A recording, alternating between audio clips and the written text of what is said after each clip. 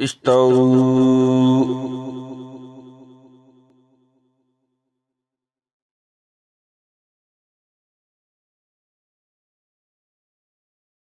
الله أكبر.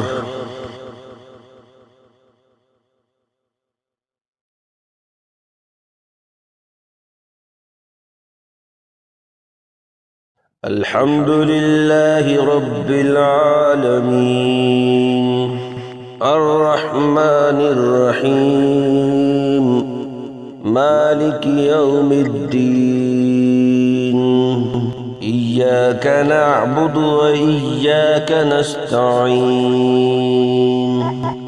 اهدنا الصراط المستقيم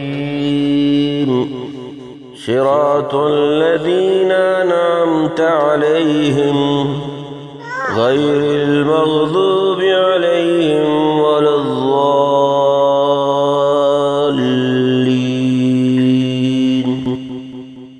آمين. سبحان الذي أسرى بعبده ليلا من المسجد الحرام إلى المسجد الأقصى الذي باركنا حوله لنريه من آياتنا إنه هو السميع البصير.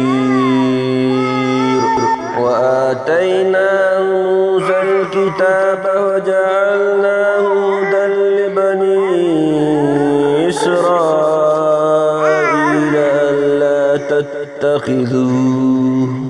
ألا تتخذوا من دوني وكيلا ذرية من حملنا مع نوح إنه كان عبدا شكورا. وقضينا إلى بني إسرائيل في الكتاب لتفسدن في الأرض مرتين ولتعلن علوا كبيرا.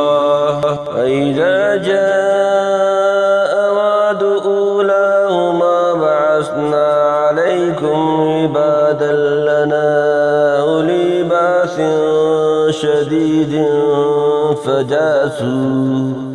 فجاسوا خلال الديار وكان وعدا مفعولا.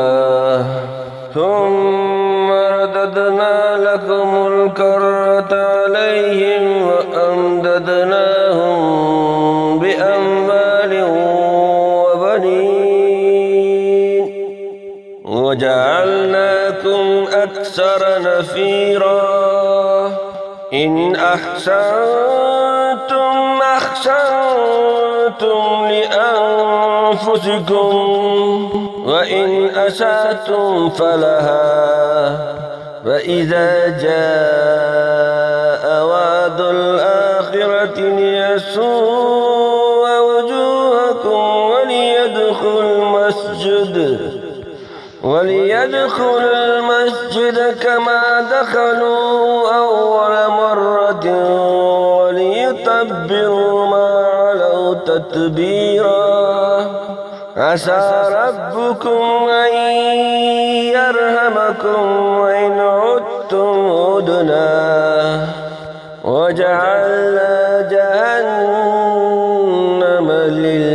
للكافرين هسيرا. إن هذا القرآن يهدي للتي هي أقوم ويبشر المؤمنين الذين يعملون الصالحات أن لهم أجرا كبيرا. وأن الذين لا يؤمنون بالآخرة أعتدنا لهم عذابا أليما. ويدعو الإنسان الشر دعاءه بالخير وكان الإنسان عجولا وجعلنا الليل والنهار آيتين فمحونا آية الليل وجعلنا آية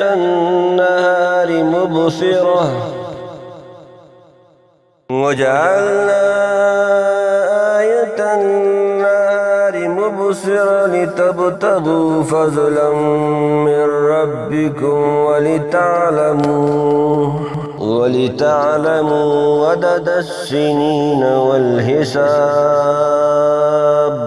وكل شيء فصلناه تفصيلا وكل إنسان ألزمناه طائره في عنقه ونخرج له يوم القيامة كتابا يلقاه منشورا اقرأ كتابك كفى بنفسك اليوم عليك حسيبا من اهتدى فإنما يهتدي لنفسه ومن ذل فإنما يذل عليها ولا تزر وازرة وزر أخرى وما كنا معذبين حتى نبعث رسولا وإذا أردنا أن نهلك قرية